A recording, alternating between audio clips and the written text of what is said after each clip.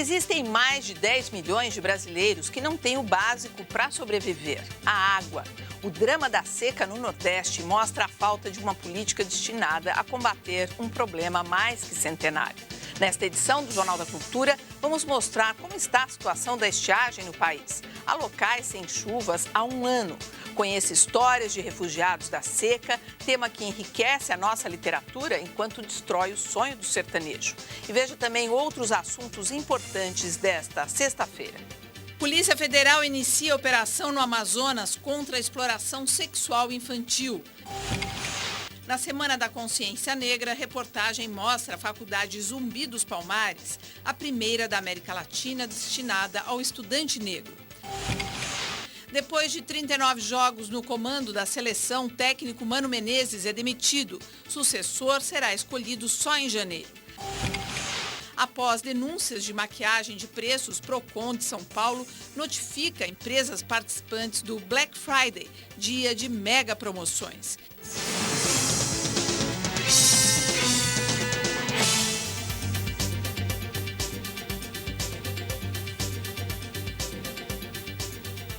Na bancada temos hoje Ricardo Senes, coordenador do Grupo de Análise Internacional da USP, e o cientista político Carlos Novaes.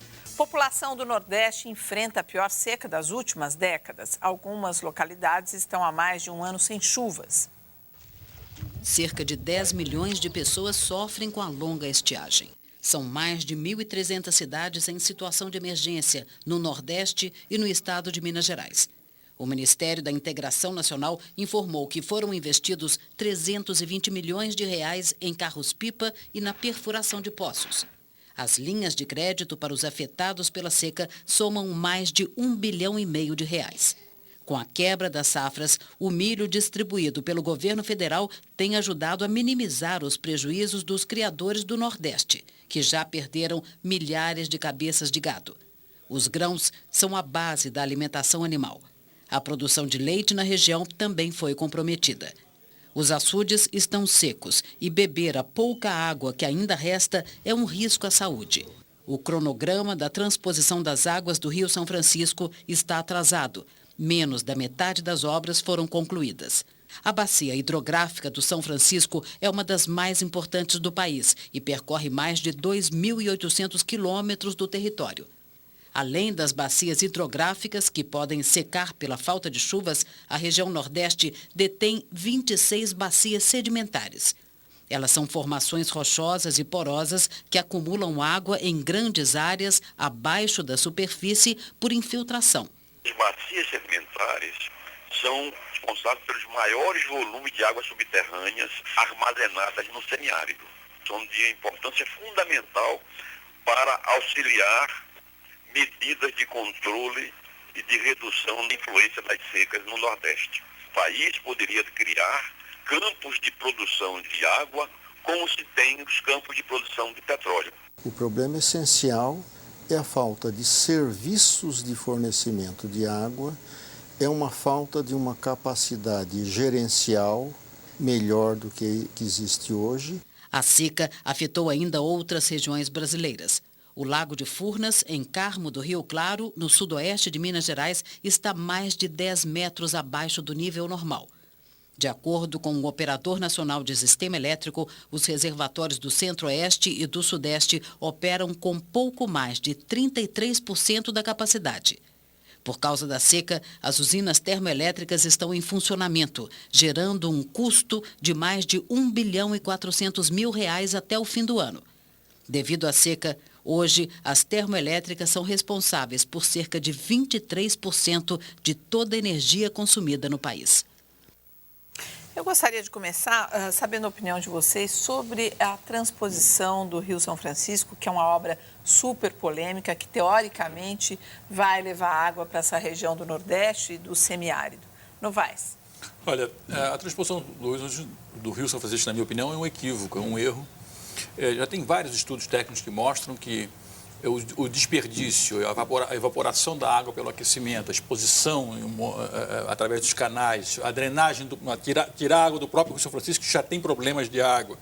Tudo isso somado e o volume de recursos previsto e já aplicado, inclusive, e mal aplicado, porque boa parte das obras do Rio, que foram feitas no Rio São Francisco, na transposição, já foram perdidas. Quer dizer, as empreiteiras abandonaram os serviços no meio, não foram pagas e tal. Então, há uma quantidade enorme de concretagem de canais que já está comprometida e que vai ter que ser feito de novo, o que vai gerar um custo imenso, porque tem que arrancar o que foi feito e fazer de novo, aquele entulho vai ficar por ali, enfim, vai gerar uma série de problemas. Mas o principal não é isso, não.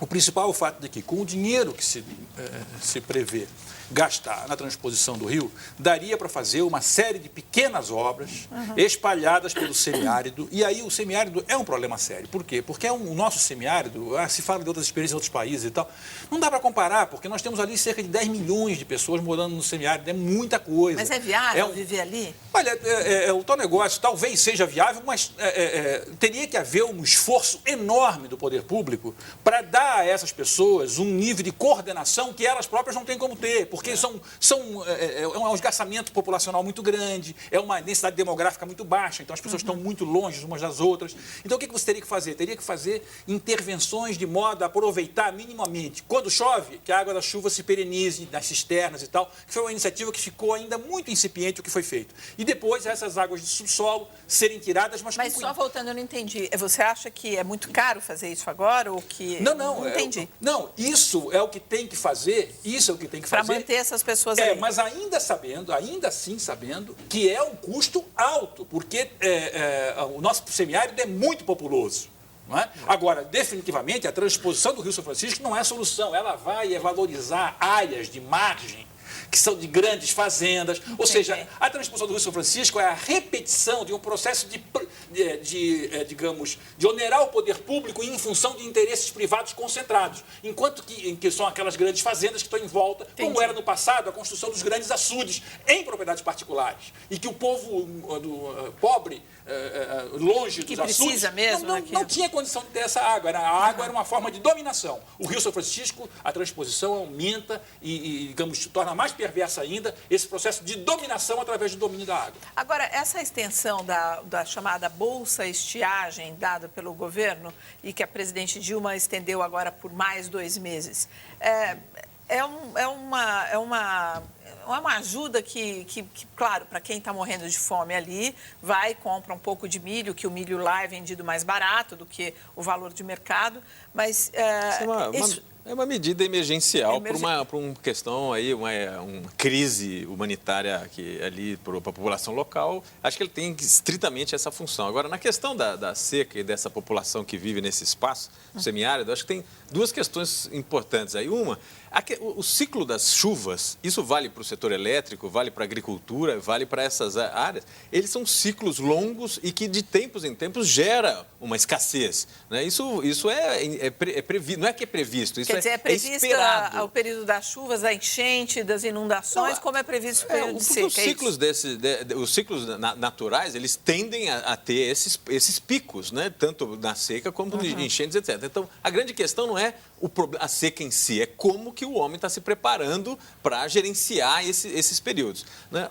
Agora, a questão desse espaço aí do território brasileiro, do semiárido, ele tem o problema da água, claro, do acesso da água, e tem a tese aí desse professor que estava me recordando, do Aldo Rebouças, que é de que o Nordeste, com uma boa política de uso, não de extensivo, mas de uso contracíclico das águas subterrâneas, ele poderia ser produtivo, poderia ser mais economicamente viável, etc. Então, isso é um ponto onde lembra muito essa questão da reforma agrária, né? Onde você parece que dando a terra você resolve o problema daquela população. No caso do semiárido, parece que dando a água resolve o problema daquela população. Não é assim. A solução não é estritamente a água. O problema, da mesma maneira que a reforma agrária, o problema não é só da terra, você tem que viabilizar economicamente. Ser parecido com as reformas, todas as reformas não acontecem, né? Não. Tem alguns casos de reforma agrária que deram certo. Não é todos os casos que deram errado, não. Mas agora, que eu acho que o paralelo qual é? Para resolver um problema do semiárido, ele não é só um problema de acesso à água. Ele é acesso à água, acesso à tecnologia de produção, a escoamento de produção. Esse povo que mora ali, ele tem que ter uma capacidade de implementar com o mínimo de tecnologia a questão agrícola ou do cultivo de grãos, etc. Então, às vezes, parece que o problema da seca ela ocorre de uma maneira inesperada e que não tem e que basta água para resolver o problema. Acho que esses são equívocos na avaliação do problema. Bom, vamos ver agora o que tem por trás disso, que são pessoas, como a gente estava dizendo, são as pessoas que vivem ali e sofrem com isso. Há 40 anos, por exemplo, o seu Genésio deixou o Ceará fugindo da seca em busca de dias melhores aqui na maior cidade brasileira. Setembro passou, outubro e novembro. Nascido em Boa Viagem, no sertão do Ceará, seu Genésio conhece os problemas da seca desde pequeno. Eu vi minha mãe sair de casa. Ela levava um pano, botava ali, pegava aquela berdoega que estava seca, batia, trazia para casa, botava no pilão, pisava bem pisada, quando acabar, misturava com alguma coisa, algum resto de farinha que estava e dava para nós comer. Ainda que escassa, a comida nunca faltou na mesa de seu Genésio. Mas o medo da fome fez com que ele trouxesse a família para São Paulo, em 1972. A esposa, os 6 filhos e uma sobrinha. Apesar das dificuldades, Dona Francisca não se arrepende de ter apoiado a decisão do marido. Aqui não é nem para comparar, porque aqui tem serviço para ele bastante. Nunca faltou serviço para ele. Nos anos 70, quando seu Genésio deixou o Ceará, São Paulo vivia um período de aquecimento industrial, o que trouxe cerca de 1.300.000 nordestinos. Pedreiro, ele seguiu com a profissão e não teve problemas em encontrar serviço. A construção civil, ainda hoje, 40 anos depois, atrai muitos nordestinos para a maior cidade do Brasil. Somente neste ano, 20% dos brasileiros que fugiram da seca para a capital paulista atuam neste ramo. 22 anos depois de mudar com a família para São Paulo, seu Genésio construiu esta casa com as próprias mãos. As fotos já mostram uma vida longe do sertão do Ceará. De Boa Viagem, as únicas lembranças que restaram estão na memória. Eu cansei de ver mulher na casa da minha mãe lá, assentada mais ela na cozinha, chorando que não tinha o que dar um filho. De longe, ele torce para que os que ficaram por lá tenham uma vida melhor. Meu desejo de ver todo mundo na minha terra bem, sem seca, sem fome, porque agora mesmo tem muita fome lá. É o desejo sempre deles, né? Eu sei que sou de família de nordestino, minha mãe era do mesmo lugar dele, de Boa Viagem, e falava a mesma coisa, vontade de voltar para ver tudo em ordem. Mas parece que esse dia não chega. É improvável que vai chegar, quer dizer, de fato a situação do semiárido, por mais que melhore, ela nunca vai ser uma situação, digamos, sustentável, né? E a produção que essas pessoas fazem, em larga medida, não é uma produção para exportação, nem é uma produção para abastecer mercados e tal. É fundamentalmente uma produção de subsistência, né? Então, essa ajuda que está sendo dada a eles agora, que foi estendida, não pode sequer ser comparada, por exemplo, ao que é uma ajuda de um Bolsa Família ou coisa assim. Porque é de R$560, se não me engano. Porque é muito episódico, Isso não é uma política, né? Isso não é uma alternativa. Não é sustentável. Não é uma alternativa e não é uma política. Quer dizer, porque o Bolsa Família, você pode dizer, tudo bem, está dando dinheiro para as pessoas, mas com isso elas dinamizam um certo mercado, elas criam possibilidades novas para si e em volta delas, porque elas gastam aquele dinheiro, isso ajudou a ampliar o mercado interno, essas coisas todas, que a gente já discutiu aqui outras vezes. Nesse caso, não é nada disso, quer dizer, nesse caso eles estão recebendo agora um milho subsidiado, que é para tentar salvar o pouco de criação que tem. E aí, assim, é coisa de 10 porcos, 15 porcos, cada um tem, 3 vacas. E essa história desse senhor, de tantas outras pessoas que saem dos seus lugares de origem, lembra um pouco o que está acontecendo em outros cantos do mundo. As pessoas saem, né, do seu país e vai embora tentando chegar em outro e estabelecer a mesma coisa. As correntes migratórias, na verdade, elas são correntes. Exatamente. Você sai do seu lugar para outro. A viabilidade aí econômica, que o Nova está comentando, que é um ponto crítico lá, ele acaba expulsando populações e que tendem a migrar coisa que até chamou atenção na matéria, que em São Paulo perdeu um pouco esse atrativo, mas para outros espaços que tenham uma viabilidade de empregabilidade, né, de solução para o problema que essa população não estão tendo mais na sua origem. Acho que é um processo em que o Brasil passou muito fortemente. Me parece que hoje em dia esse fenômeno é muito mais reduzido, né? Agora, tem aqui várias pessoas falando de outros exemplos. A gente tem até nesse bloco uma matéria mostrando como outros lugares do mundo resolveram esse problema da falta d'água. E aqui o Emilson fala que na Califórnia eles fizeram a transposição e acabaram com o problema da seca. Por que aqui não? Tem outros estados americanos também que usam águas de outros estados, inclusive, mas nem sempre esses projetos são considerados, hoje em dia, eles são projetos de algumas décadas atrás. Vários desses projetos hoje são fortemente questionados, primeiro sobre o seu custo, né? Na época não existia talvez outra tecnologia, mas hoje existem outras tecnologias, e a questão do impacto ambiental que isso dá, né? Estão, no próprio Estados Unidos, uma série dessas experiências, começar pelo Mississippi, são pequenos desastres ambientais. Bom, daqui a pouco a gente tem um VT aqui, uma reportagem exatamente falando sobre esse assunto. Vamos agora falar que desde o século XIX, com José de Alencar, a seca do Nordeste é tema da literatura no Brasil.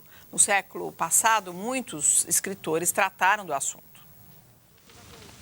A paisagem é hostil. Fabiano, Sinhá Vitória, os 2 filhos e a cachorra-baleia atravessam o sertão para fugir da seca do Nordeste. Os personagens do livro de Graciliano Ramos viraram filme nas mãos do diretor Nelson Pereira dos Santos. Uma história de luta pela sobrevivência. O sofrimento do povo nordestino também ganhou voz na literatura. Euclides da Cunha, em 1902, em Os Sertões, escreveu: "E o sertão é um vale fértil, é um pomar vastíssimo, sem dono. Depois tudo isto se acaba. Voltam os dias torturantes, a atmosfera asfixiadora, o empedramento do solo." Um século depois de Euclides da Cunha, o Brasil mudou. Os problemas podem não ser os mesmos, mas as imagens da seca se repetem. O escritor cearense Caio Porfírio Carneiro, aos 84 anos, relembra que já viu a seca de perto. Eu assisti secas horríveis. Parece um forno de quente. Você frita um ovo embaixo do sol.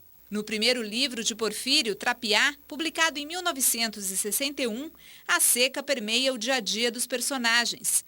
Mas Porfírio diz que se fosse escrever o livro hoje, felizmente, ele contaria uma história diferente. Como tema para a ficção, você não pode mais fazer uma história do homem que anda, como fez Graciliano Ramos, fica debaixo dos vazeiros, não é verdade? E vai morrendo no caminho. Hoje não tem mais. Qualquer lugar passa carro. Hoje, você tem que enquadrar junto com outros elementos para fazer uma história. Pelo menos você passa a seca sem você tirar o homem da terra.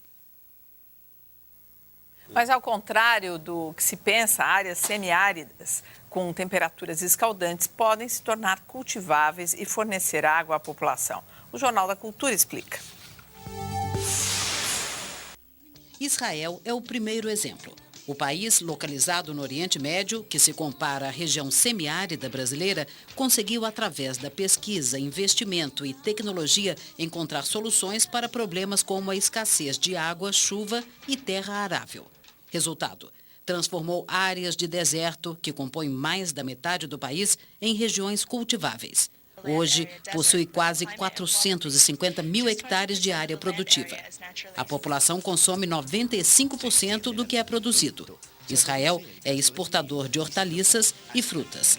O segredo do sucesso veio do uso de técnicas de irrigação, estufas, a reutilização do esgoto doméstico tratado, estoque de água de chuva e gotejamento controlado na raiz. Uma mangueira enterrada no solo que, a cada 50 centímetros, libera doses exatas de água com adubo. Técnica que economiza água e não contamina os lençóis freáticos. Israel também investiu em usinas de dessalinização do mar Mediterrâneo, processo que separa a água do sal e que abastece as torneiras do país. Nos Estados Unidos, a cidade de Las Vegas também foi construída sobre uma área árida, com calor de 40 graus, o deserto de Nevada. O destaque da região não é a agricultura, mas o turismo. O investimento transformou uma cidade ferroviária no maior atrativo americano depois de Hollywood. Las Vegas é famosa pelos cassinos, vida noturna e muita badalação. Ao contrário do que se pensa, os hotéis usam apenas 3% de toda a água da cidade, que vem do Lago Mead. A população também trabalha com consciência e economia. Mas o maior oásis fica em Dubai, nos Emirados Árabes, entre a Ásia e a Europa. A cidade surgiu há pouco mais de 30 anos, quando um posto de beduínos no deserto da Arábia foi transformado em um centro de negócios.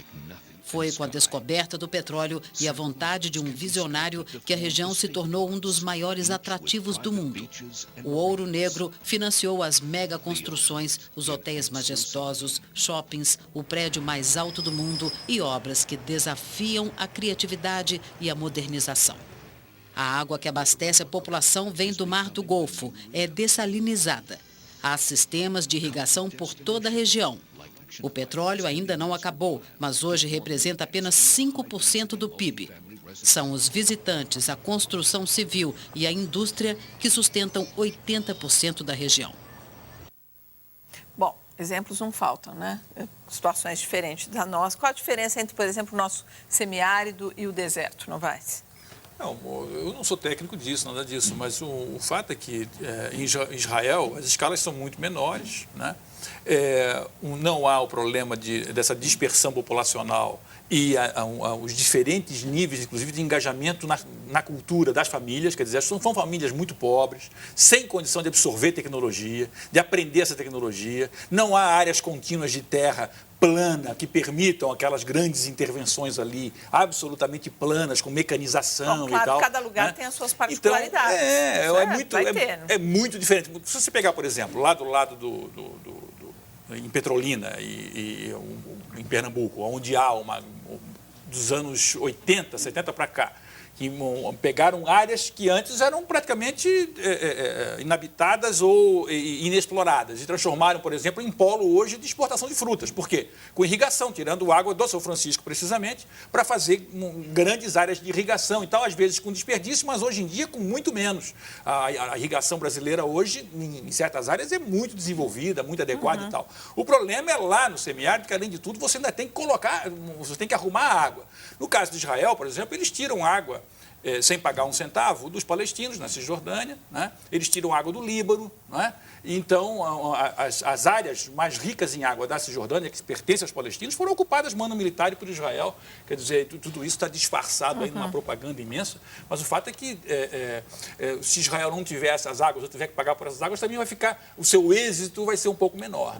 Mas esses são os únicos. Não, tem vários casos, acho que nem tanto a mar, nem tanto a terra. Aqui não é uma situação perdida, obviamente, tem muito a ser feito ali. Agora, ao mesmo tempo, não dá para imaginar que essas soluções que são adotadas com tecnologia intensiva, mão de obra intensiva, muita viabilidade econômica próxima, etc., que aquilo possa ser massificado no semiárido. Eu acho que a gente tem que pensar que tipo de política você pode fazer entre esses dois polos. Tem casos, não sei para Israel, você tem casos no Chile de espaços que anteriormente, na base dos Andes, que eram totalmente desérticos, hoje plantam frutas e alguns tipos de legumes. O mesmo experiência está sendo passada para o Peru, mesmo espaço, onde você tem problema de água, sim, porque são águas que são muito sazonais, às vezes por degelo e etc. Mas o grande questão é o seguinte, depende de uma intensidade de conhecimento aplicado que às vezes você não tem esse pressuposto. Não é a existência da tecnologia, é a capacidade do homem que está ali naquele espaço, no caso do semiárido, de adotar toda essa tecnologia. Nós estamos falando de processo, irrigação por gotejamento, com cobertura, etc., isso é feito por computador. Não é uma torneira que o sujeito abre. Aquilo é controlado, tem um sensor de umidade no ambiente. Ou seja, para você operar tudo isso, é custoso, demanda muito conhecimento, treinamento. Pessoas, mas você tem que começar de um jeito, não E depois tem que comercializar, né? No caso de Israel, você está próximo. Esse ponto, eu acho que o Novaes tem razão. Você está muito próximo da área de consumo. No caso do semiárido, como é muito difícil você viabilizar economicamente. No caso de Petrolina, mas não se exporta fruta, não se exporta, então, tudo vai para...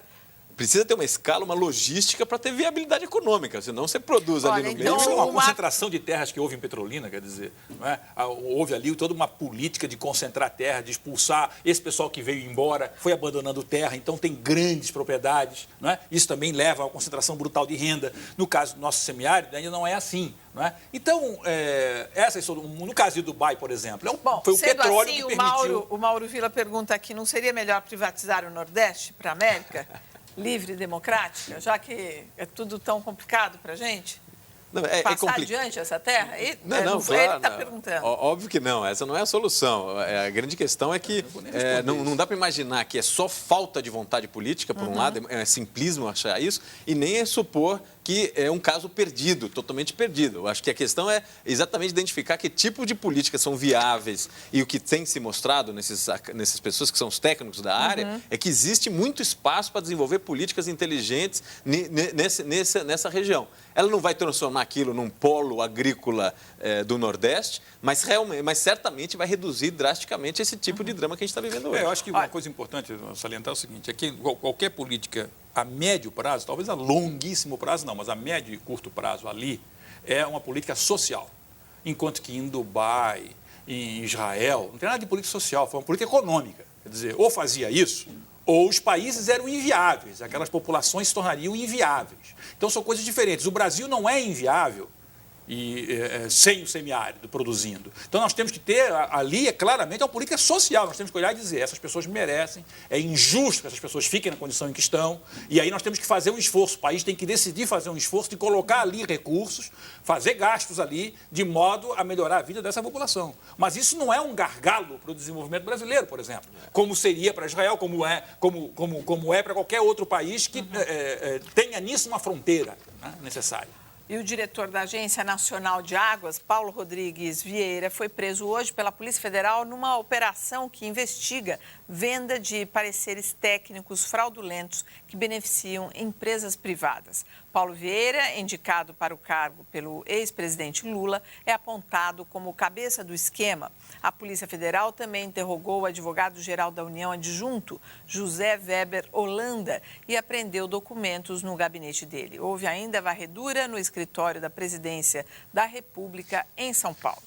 E veja a seguir, quadrilha engana mais de 5.000 pessoas com golpe do falso empréstimo. E ainda a polícia faz operação contra a exploração sexual infantil no Amazonas.